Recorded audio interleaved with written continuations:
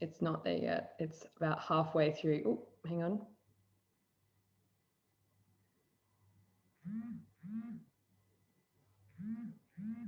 Oh, wow. Here we are.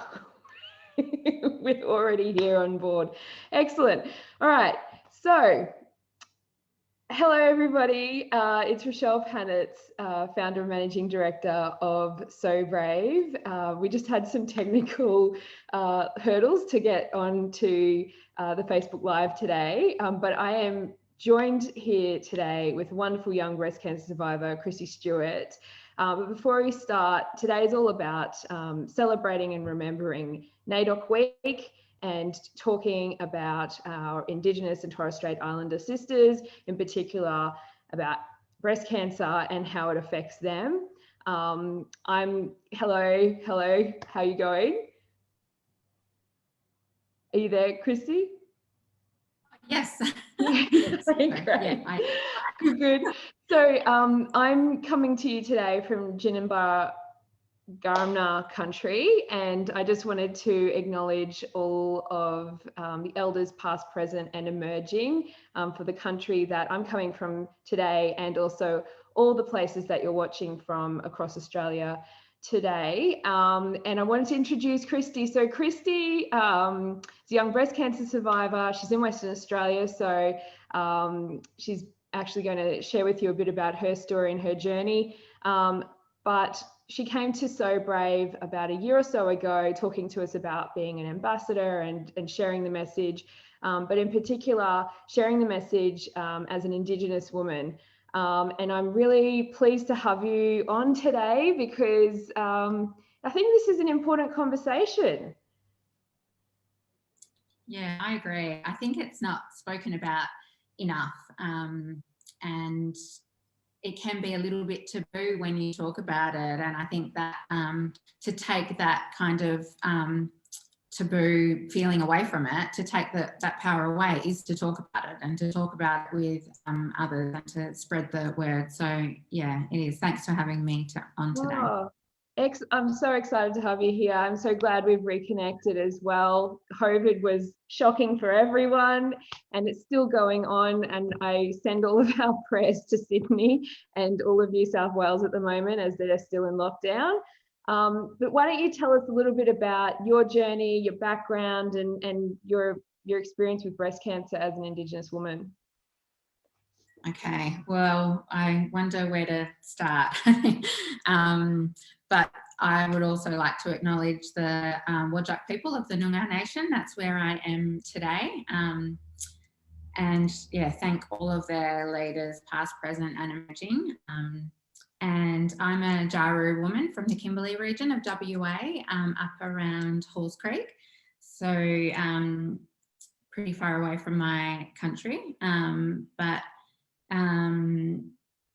Yeah, I think my journey with breast cancer was, I think like every young person, unexpected. And I was actually living and working very rural in Derby, WA at the time. And all of the barriers that they talk about that affect Aboriginal people and people living in rural and remote areas are a part of my story, that we just don't, we have a lack of awareness, lack of education around it. I know that I felt a change in my breast 6 to 8 months before I actually went to see a GP about it.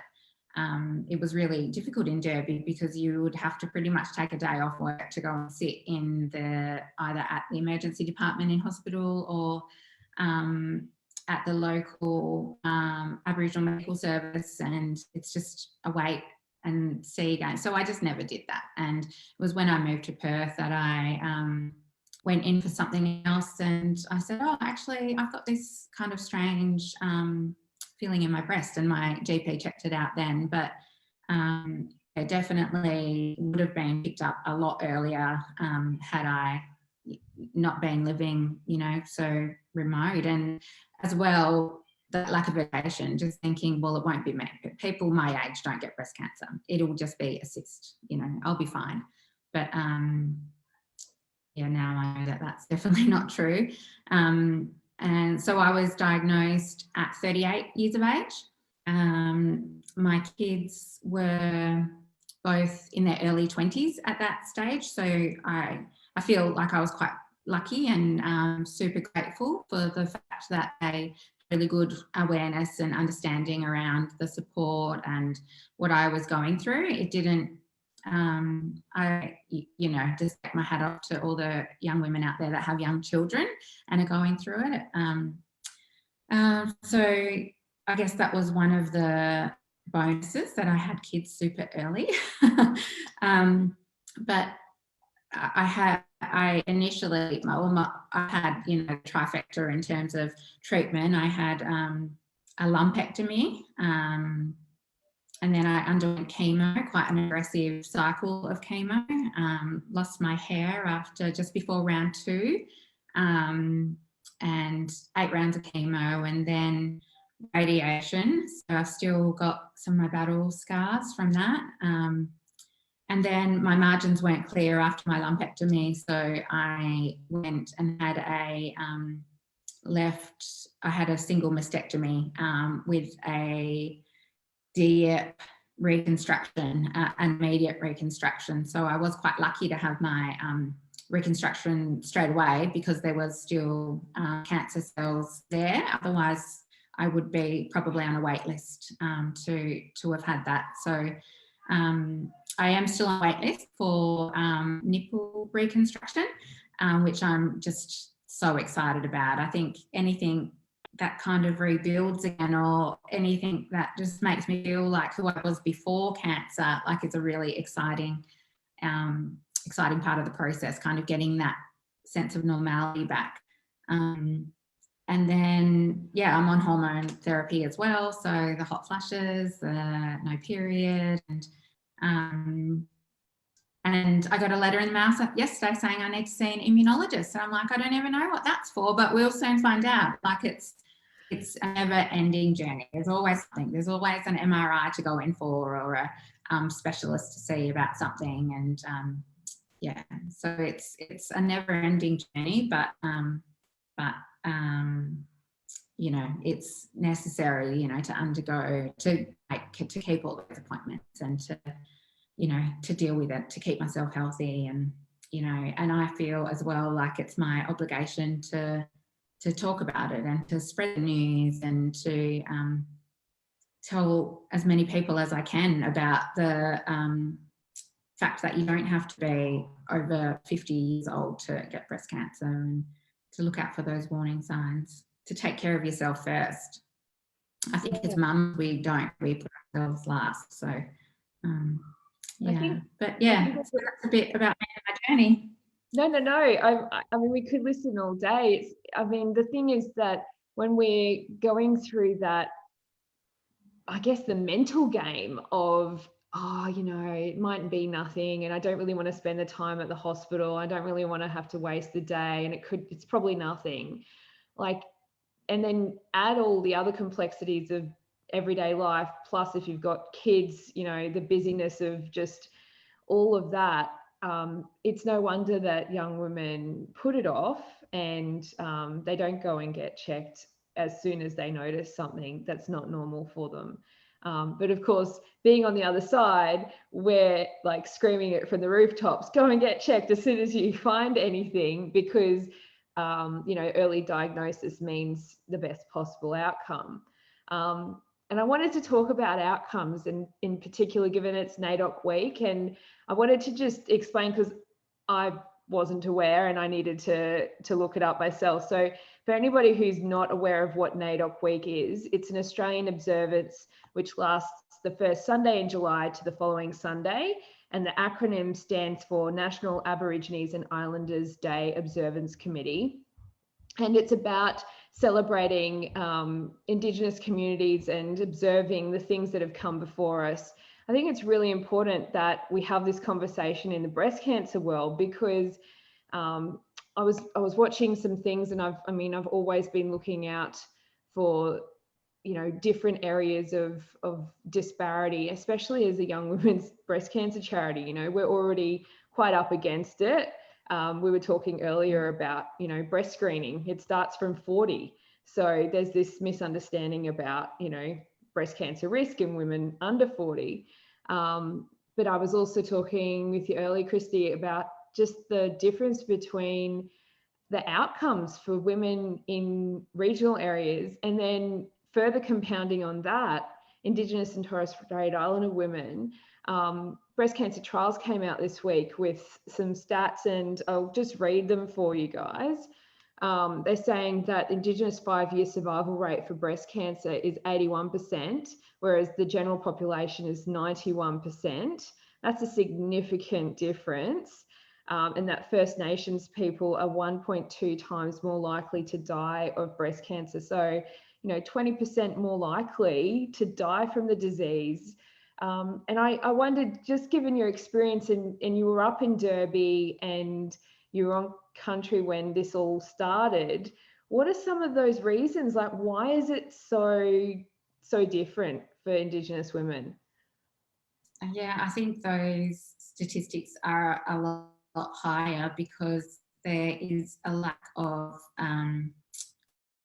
of preventative education around it, and in particular, I think when you are talking about more private body parts in smaller communities, it does become a little bit I think I feel like I have to do it right, so I might not do it at all in case I do something wrong. So I think that there is a lot of I don't know. So I think there is a big gap there in terms of, you know, all those preventative measures and how to self-check, and, you know, those things often aren't spoken about. But also there's a lack of services. You have to be down to Perth if the breast screen van maybe isn't there, or so that makes it difficult as well, leaving your families behind and accessing PATS travel system to get down. I mean, there are just so many barriers in the way. There's also, in small communities, there's also racism within the health system. I think that it's generally would be just swept under the carpet. Oh, you'll be okay, or it won't be anything. And often I found that just isn't taken as seriously when it should be, you know, just to be cancelled out, or just to help for somebody's mental health as well as their physical health. Everything should be really checked out as thoroughly as possible. But yeah, the statistics are a lot higher.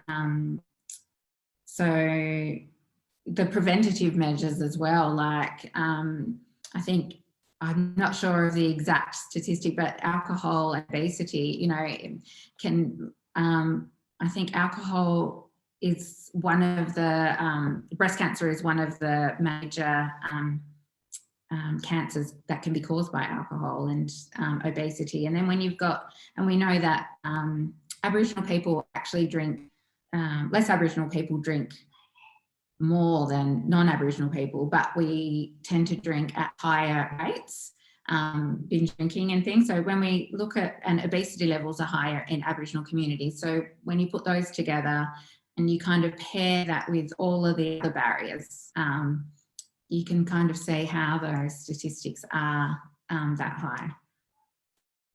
Yeah, absolutely. And I'm just listening to how articulate you are. So back about a year ago, you were studying to be a nurse, and your plan was to go back and to do community health nursing. Is that still on the horizon? Where are you at the moment with all of that? Yeah, thanks for asking. That was like a lifetime ago. That was actually, I started nursing before I was diagnosed with breast cancer and went through all of my treatment. I don't know how, just with really the support of my uni friends and, you know, family, and yeah, I made it through my that year of nursing. And then kind of COVID hit, and I just thought, oh, I'm tapping out. And I got a fantastic job with Cancer Council WA. So although I'm not nursing and doing kind of direct health education or programs or things that I guess I did really dream of doing, we've just been up in Broome running a cancer education course for Aboriginal health professionals. And that covers everything, you know, what is cancer, early signs and symptoms, types of common cancers, incidents of cancer in Aboriginal people, treatment types, like screening programs, a lot. So a really full-on week. And then my background was in teaching, so getting to kind of put my teaching hat on, and with the all of the awareness that I've got around breast cancer, most of it because of my personal story, it's so great to hopefully be able to you know, pass those messages on and actually help, you know, improve that statistic. Yeah, I mean, you've hit the nail on the head. I think sometimes life throws these things at us, and I mean, you're still achieving what you aim to achieve, and now you've probably got a bigger organisation behind you to be able to support you in sharing that message in community, and making sure that the women are educated, and men as well. I mean, especially with the Cancer Council, they're talking about all different kinds of cancers and preventative measures for all different kinds of illness and disease.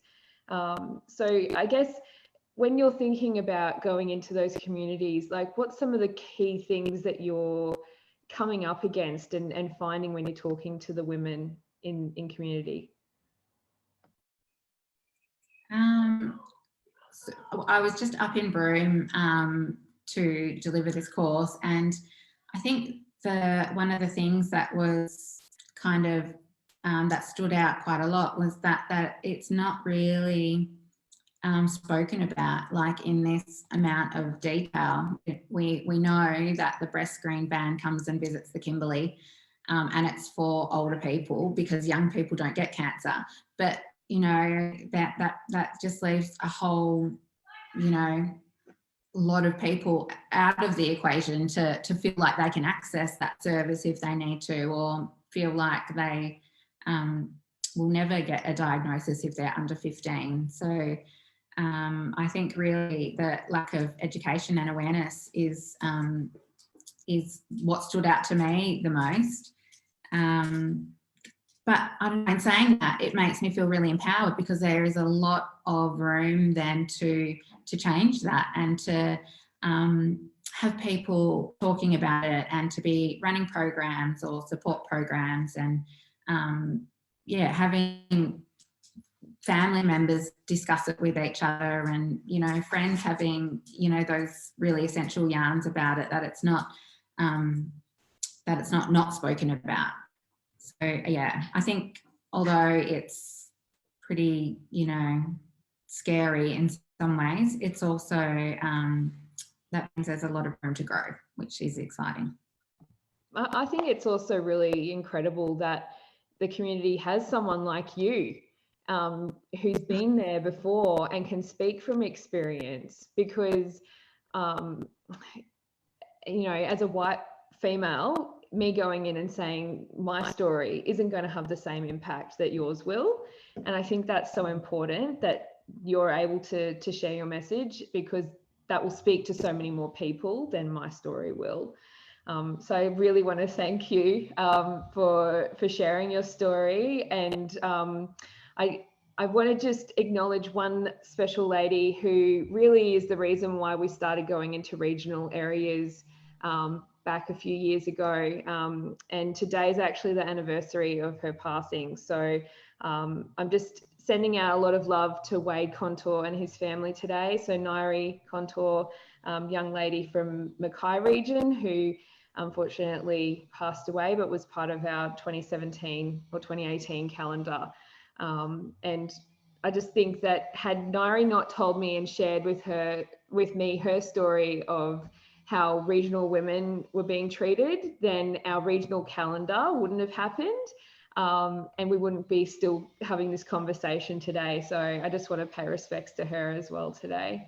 But thank you so very much, Kristy, for joining us, and I can't wait to continue this conversation with you as you continue throughout your role with So Brave. And thank you so much, everyone, for tuning in today. If you've got any questions, pop them in the comments and we'll try and answer them, or I'll hand them over to Kristy to try and answer them.